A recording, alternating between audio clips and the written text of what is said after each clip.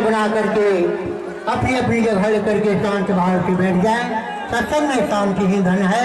बोलिए जय श्री सद्गुरु महाराज की जय।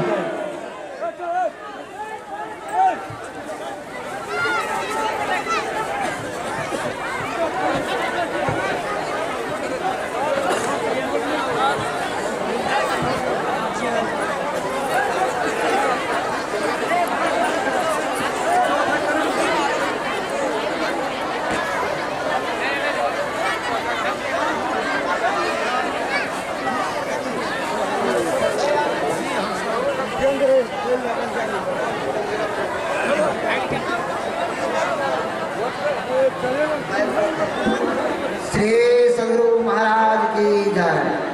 श्री सद्गुरु महाराज की जय।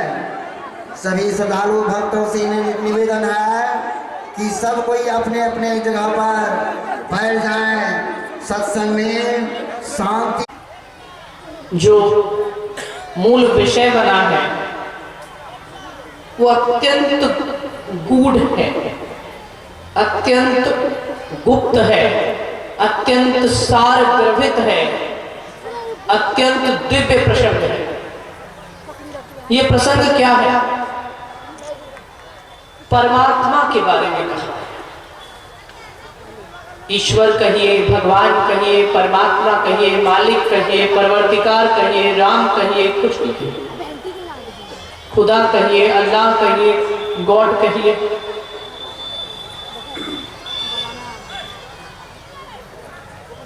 अपनी अपनी श्रद्धा और अपने अपने विश्वास के अनुकूल, अपनी अपनी भावनाओं के अनुकूल आप जो संबोधन चाहें वो संबोधन उस परम शक्ति को दे सकते हैं। किंतु हमारा दिया गया संबोधन परमात्मा को किसी सीमा में बांध नहीं सकता। क्यों?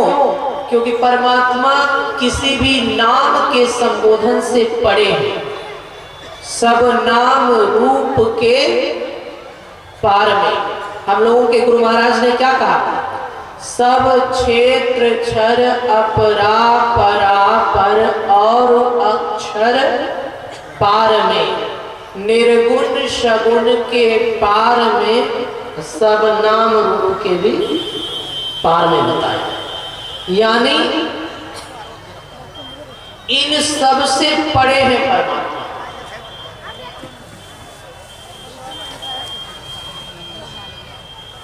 सब क्षेत्र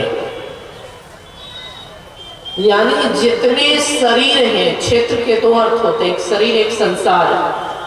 क्षेत्र मतलब संसार और क्षेत्र मतलब शरीर। जितने शरीर हैं इन समस्त शरीरों के परमात्मा पड़े हैं। कितने शरीर हैं? स्थूल, सूक्ष्म, कारण, महाकारण और कैवल्य। ये 5 शरीर हैं, जिसमें जड़ के साथ 3 शरीर और जड़ के साथ 4 शरीर और चैतन्य के साथ 1 शरीर होता है, जिसको कैवल्य कहते हैं। लेकिन इसके जब पार में चले जाएंगे, 5 के ऊपर जब चले जाएंगे, 5 के परे जब चले जाएंगे, तो वही परमात्मा है।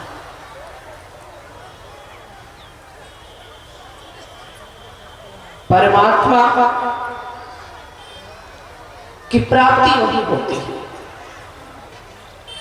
सब शरीरों के पार में कैसे जाएंगे?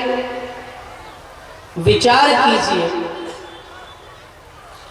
एक जगह मैं यही प्रवचन कर रहा था, एक व्यक्ति ने कहा सब क्षेत्र क्षर अपरा परापर और अक्षर पार में, ऐसा होना तो बहुत आसान है।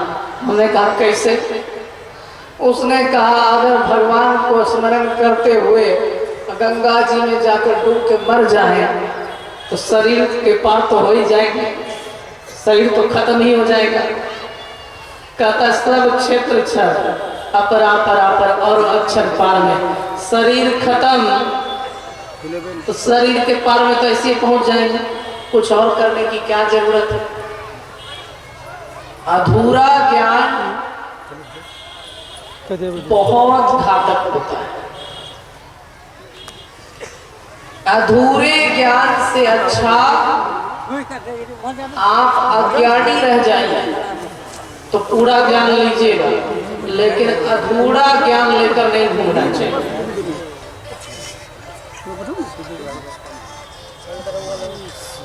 मरने के बाद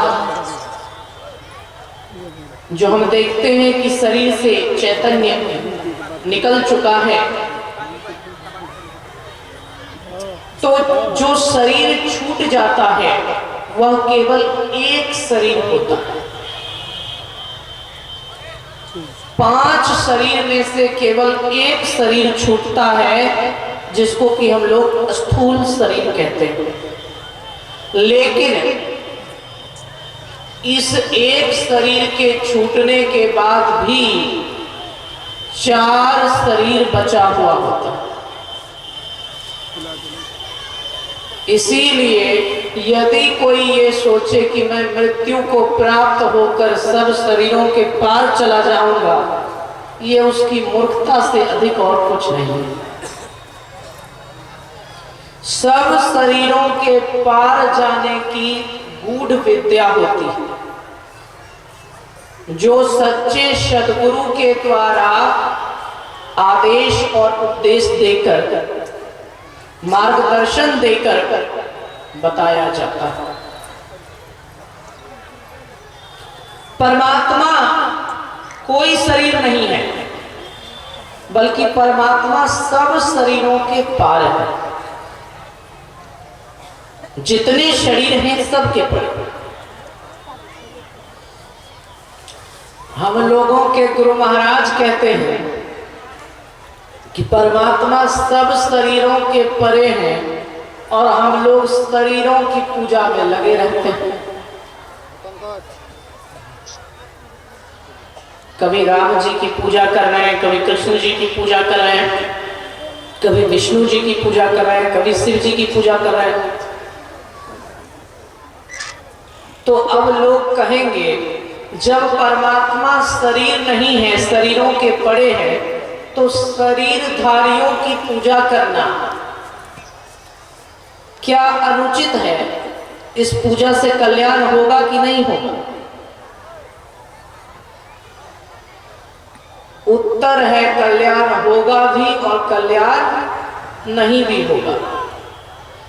शरीरधारी को प्रतीक मानकर शरीर के अंदर जो शरीरी है उसको जानकर अगर शरीरधारी की पूजा की जाए तो उससे कल्याण हो जाएगा। और शरीर के अंदर जो शरीरधारी है उसको जाने बिना अगर सिर्फ आरती घुमाया जाए तो कल्याण होने वाला नहीं। राम के विग्रह की पूजा से कल्याण नहीं है, राम के तत्व दर्शन से कल्याण होता है। कृष्ण के विग्रह की पूजा से कल्याण नहीं है, कृष्ण के तत्व दर्शन से कल्याण होता है। तो लोग कहेंगे इसका अर्थ क्या है? विग्रह की पूजा करना छोड़ दें। मूर्तियों की जो विग्रह की पूजा करते हैं क्या है?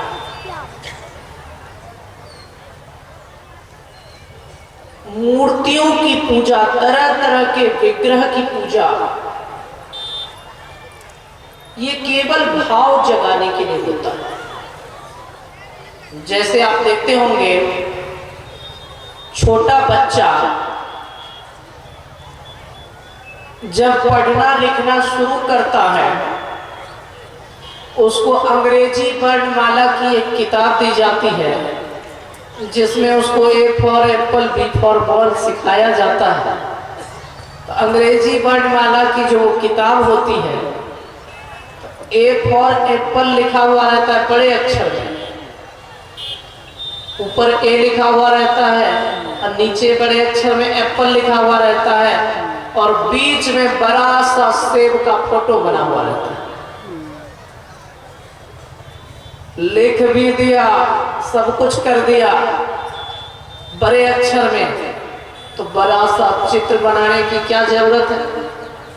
क्योंकि बच्चा है, उसने कभी जाना नहीं है, तो शुरुआती दौर में सीखने के लिए सिर्फ ए फॉर एप्पल उसको समझने के लिए पर्याप्त नहीं है।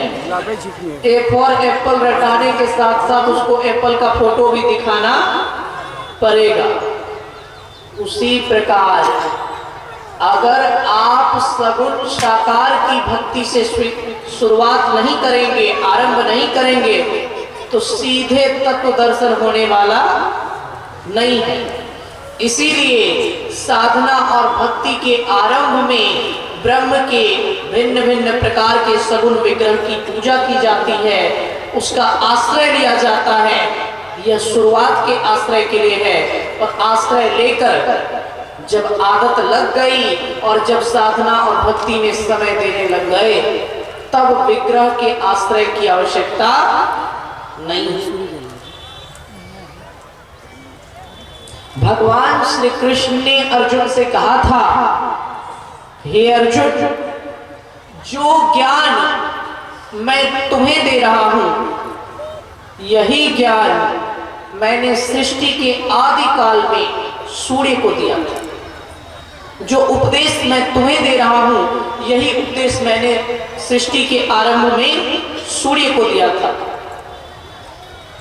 अर्जुन को बड़ा आश्चर्य हुआ। ये है हमारी ही उम्र के, हमारे साथ ही इनका जन्म हुआ है, जितनी उम्र में हमारी है इतनी उम्र इनकी है, और ये कहते हैं कि सृष्टि के आदि काल में यही ज्ञान सूर्य को मैंने दिया। अर्जुन ने पूछा, प्रभु कैसी बातें कर रहे हैं? आपकी उम्र तो जितनी मेरी उम्र है उतनी आपकी उम्र है। आपका जन्म तो आधुनिक काल में हुआ है और सूर्य देव तो प्राचीन हैं। मैं ये कैसे मान लूं, जब आप आधुनिक काल के हैं तो प्राचीन काल में आपने यही ज्ञान सूर्य देव को कैसे दे दिया? इस पर कृष्ण ने कहा, हे अर्जुन, तुम मेरे कृष्ण रूपी इस शरीर की बात कर रहे हो, और मैं शरीर में रहने वाले तत्व की बात कर रहा हूं। तुम शरीर देख रहे हो पार्थ, और मैं आत्मा की बात कर रहा हूं। बहूनि में व्यतीतानि जन्मानि तव चार्जुन, तान्यहं वेद सर्वाणि न त्वं वेत्थि परन्तप। अर्थात हे अर्जुन, मेरे और तुम्हारे बहुत से जन्म हो चुके हैं। बहूनि में व्यतीतानि जन्मानि तव चार्जुन, हे अर्जुन, तुम्हारे और मेरे बहुत से जन्म हो चुके हैं, बहुत से शरीर बदल चुके हैं, लेकिन ना तू कभी बदला ना मैं कभी बदला। केवल ये शरीर बदलते हैं, हम कभी नहीं बदलते। कृष्ण रूपी शरीर को देखकर किसी का कल्याण नहीं हो सकता। हे पार्थ, जो मुझे तत्व से जानता है वह समझता है मुझसे परे इस संसार में दूसरा कुछ नहीं, क्योंकि हम शरीर नहीं, हम आत्मा। कहने का अर्थ यह है, सगुण की पूजा करो, निर्गुण का करो ज्ञान, असगुण निर्गुण तो के पड़े, तहां हमारा ध्यान। भक्ति का प्रारंभ, भक्ति की शुरुआत, भक्ति की पहल सगुण साकार से होनी चाहिए। जो भी एक मूर्ति, जो भी एक भगवान, एक देवता आपको अच्छा लगे, उस एक मूर्ति को, चित्र भी बदलने की चीज नहीं है, कोई एक सगुण विग्रह का, चाहे गुरु का चित्र हो, चाहे राम का चित्र हो, चाहे कृष्ण का चित्र हो, चाहे शिव जी का चित्र हो, किसी भी एक मूर्ति के, एक आकार के, एक विग्रह को अपने मन में बसा लीजिए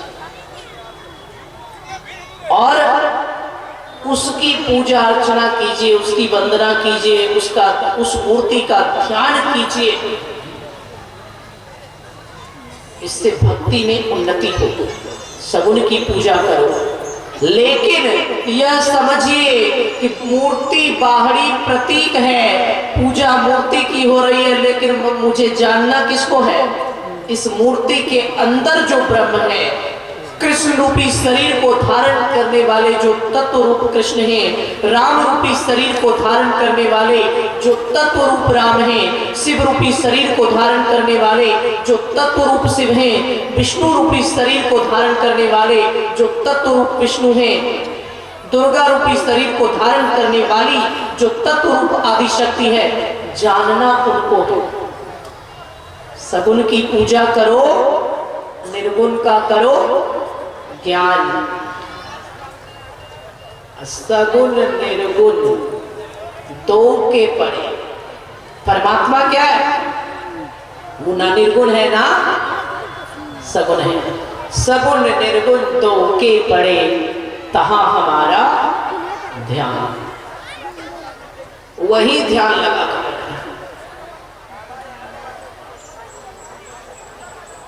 संसार में कैसे रहना चाहिए।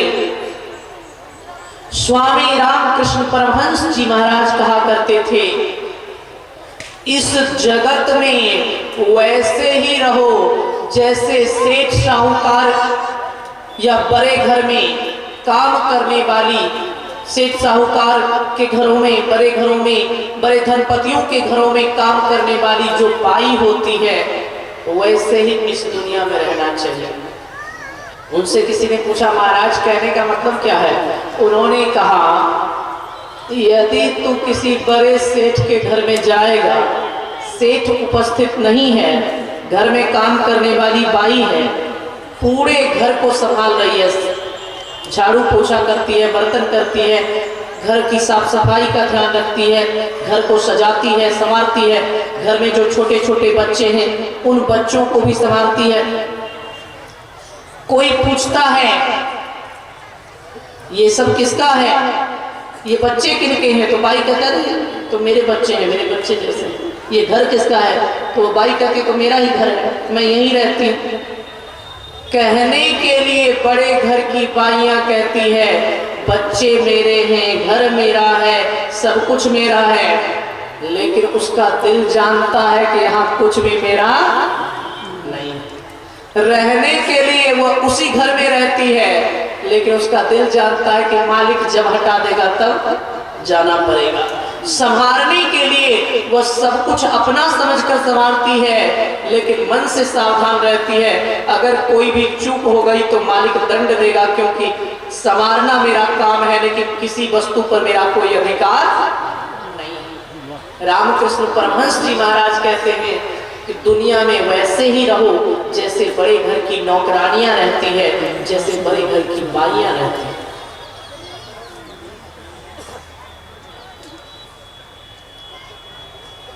अब समझिए, लोग कहेंगे अगर ऐसे रह गए तो क्या होगा?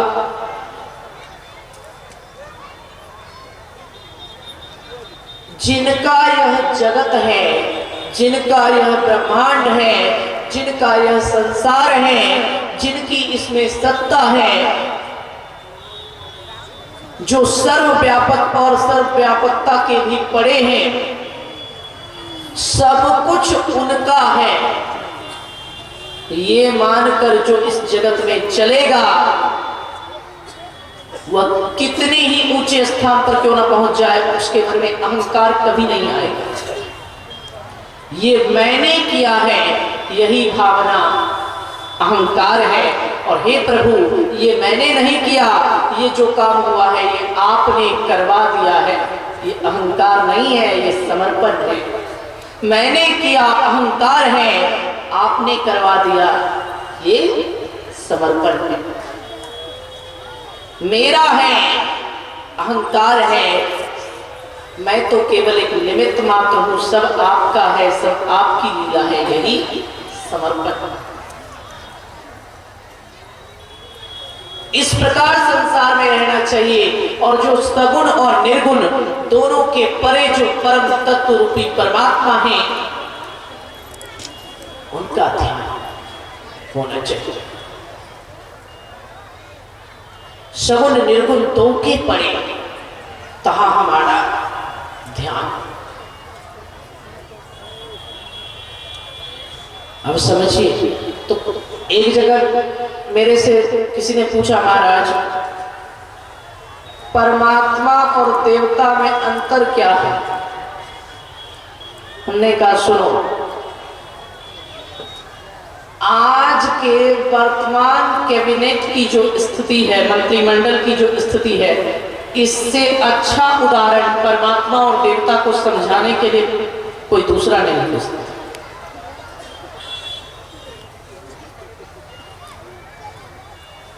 पूरे देश में मंत्रियों की संख्या अनेक होती है,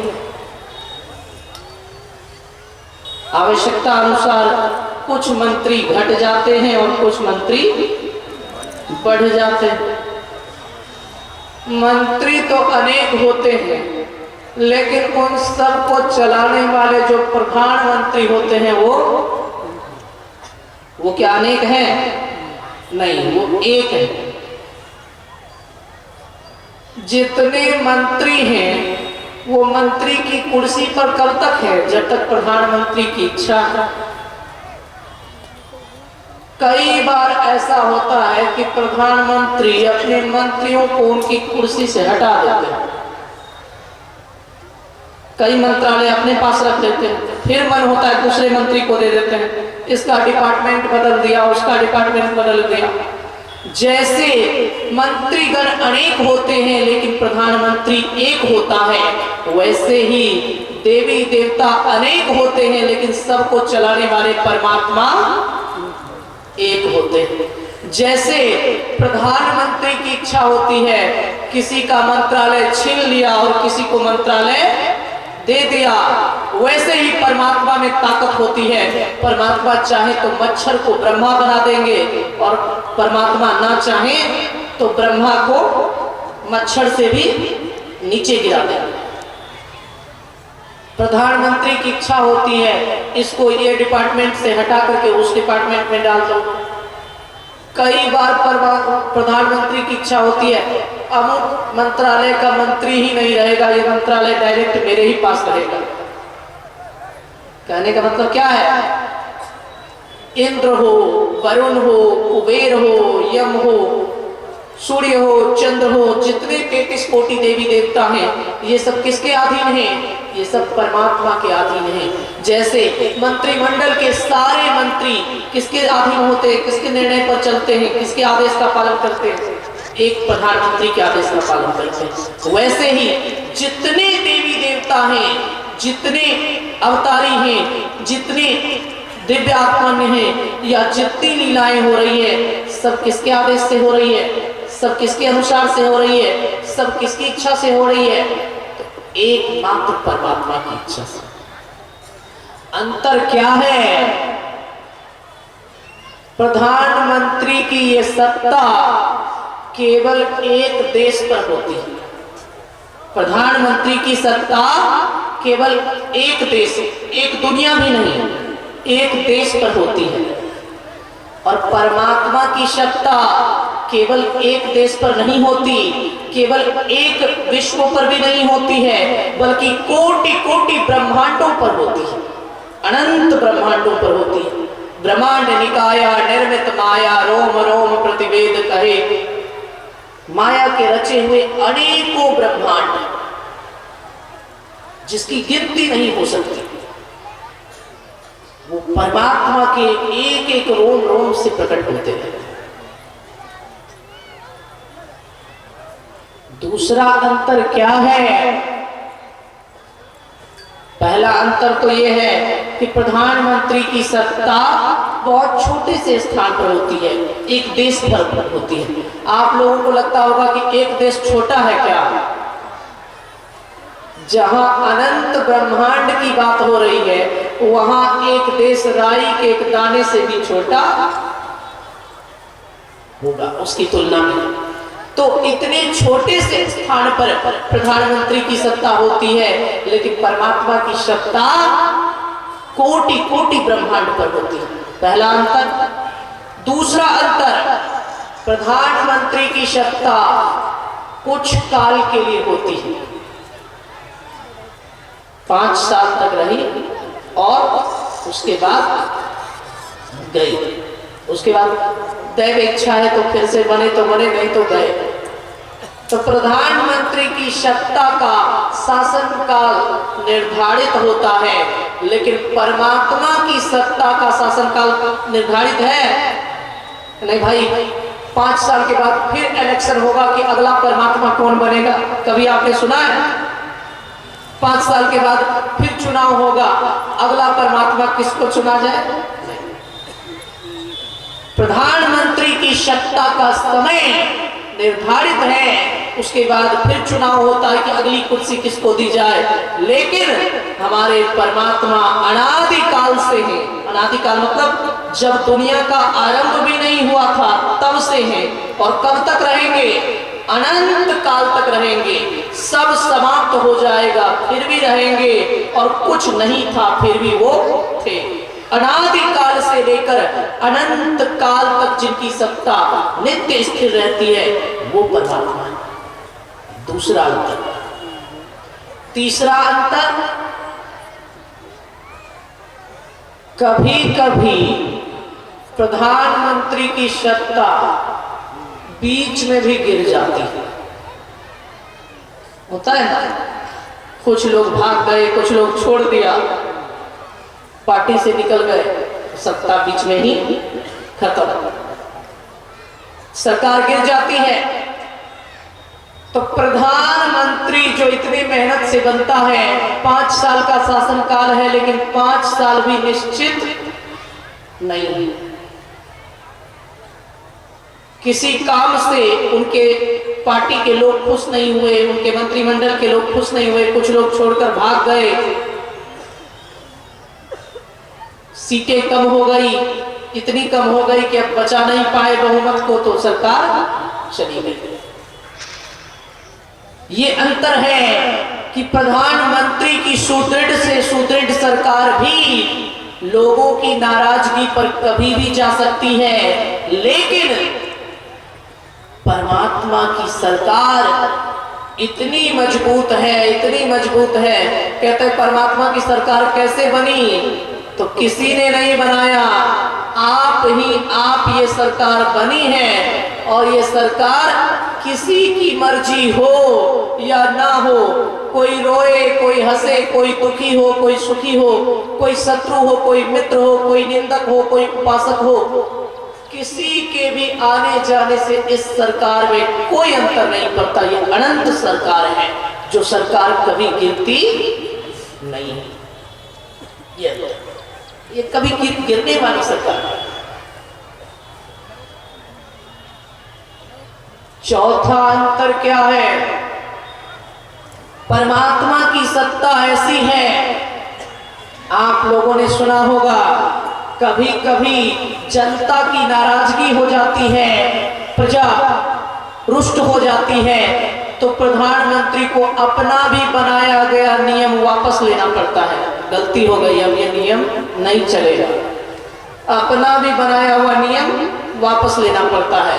लेकिन परमात्मा ऐसे हैं, यदि वो कोई नियम बना दें, कोई उनके विरुद्ध जुलूस नहीं निकाल सकता, कोई उनके विरुद्ध काला झंडा नहीं दिखा सकता, कोई ये नहीं कह सकता कि आपने गलत नियम बना दिया, इस नियम को वापस ले लीजिए। सारी दुनिया को मार दें, फिर भी कोई उनके विरुद्ध आवाज उठाने वाला नहीं है।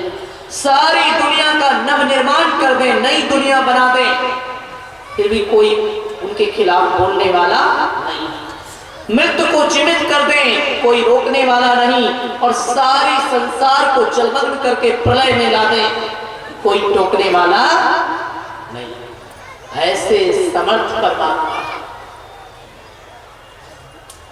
जैसे होता है ना, मंत्रिमंडल में अलग अलग मंत्रालय, वित्त मंत्रालय, विदेश मंत्रालय, गृह मंत्रालय, रक्षा मंत्रालय, अन्य मंत्रालय, तो परमात्मा की कैबिनेट में भी अलग अलग मंत्रालय सबको दे दिया गया है। कुबेर को मिला है वित्त मंत्रालय। कुबेर को क्या मिला है?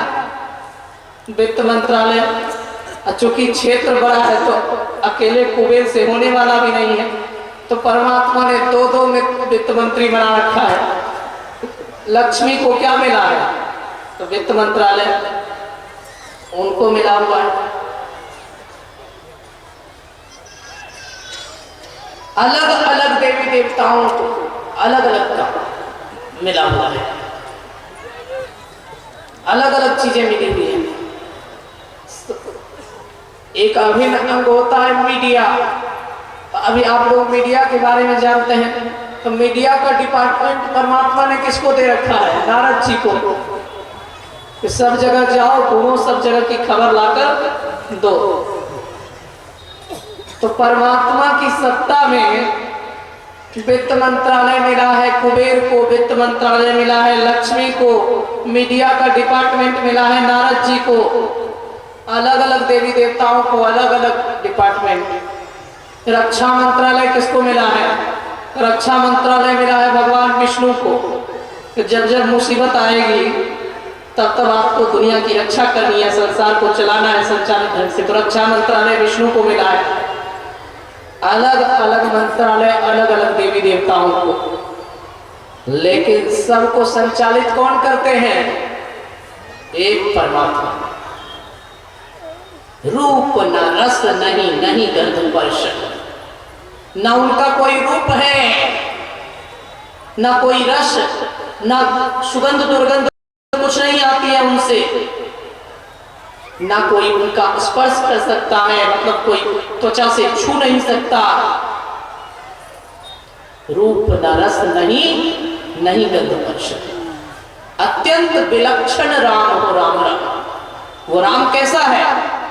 अत्यंत विलक्षण राम। विलक्षण किसको कहते हैं? सबसे अद्भुत, सबसे आश्चर्यजनक, जिसके बारे में कोई समझ ही ना पाए इसका रहस्य क्या है, उसको कहते हैं सबसे विलक्षण। बड़े से बड़े जादू टोने का पर्दाफाश हो जाता है, कैसे हो, लेकिन परमात्मा का ऐसा चमत्कार है, उनकी बनाई हुई दुनिया कैसे चल रही है आज तक कोई समझ नहीं पाया। क्यों समझ नहीं पाया? एक उदाहरण से समझिए। सरकार रोड बनाती है, रोड पर कई गाड़ियां चलती हैं, रोड पर जो गाड़ियां चलती हैं, चलाने वाला ड्राइवर कितना ही एक्सपर्ट हो जाए, रोड का कितना ही चौड़ीकरण कर दिया जाए, 2 लाइन से 4 लाइन बना दिया जाए, लेकिन फिर भी रोड पर एक्सीडेंट हो जाता है, हो जाता है। अक्सर आप लोग देखते हैं, फिर भी गाड़ियां एक दूसरे से टकरा जाती है। इस सरकार के बनाए हुए रोड पर गाड़ी को चलाने वाला ड्राइवर भी गाड़ी में बैठा हुआ है, लेकिन फिर भी गाड़ियां टकरा जाती हैं। और अनंत ब्रह्मांड को चलाने वाले परमात्मा कैसे हैं? उन्होंने ऐसी दुनिया बना दी है, अंतरिक्ष में 9 ग्रह घूमते रहते हैं। 9 ग्रह है ना, 9 ग्रह चलते रहते हैं, लेकिन 9 में से कोई ग्रह एक दूसरे से टकराता नहीं। कभी आपने सुना कोई ग्रह एक दूसरे से टकरा गया? मंगल है शनि से टकरा गया, बुध है शुक्र से टकरा गया, कभी सुना आपने? गाड़ियों में ड्राइवर बैठा हुआ है, इतना गाइडेंस करने वाला है, फिर भी गाड़ियां टकरा जाती हैं। और 9 ग्रह को चलाने वाला कोई ड्राइवर वहां बैठा हुआ नहीं है, फिर भी वो ग्रह दिन रात चलते रहते हैं, लेकिन कभी एक दूसरे से टकराते नहीं। हे प्रभु, ये आपकी माया है, कोई समझ नहीं पाया है, कोई नहीं समझ सकता। इतनी अद्भुत रचना है परमात्मा की, कैसे वो रचना हुई, ये संसार कैसे बना। भिन्न इस वीडियो को लाइक करें, हमारे चैनल को सब्सक्राइब कर बेल आइकन जरूर प्रेस करें। हमारी न्यू वीडियो